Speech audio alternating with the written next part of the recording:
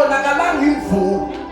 Awu bazalwane, bengifisa kube khona abazalwane abazokholelwa efini imvula ingakafiki, ngoba uma ungalikholelwa ifu imvula izokuthola, kodwa uma ungakalikholwa ifu imvula ngeke ikuthole.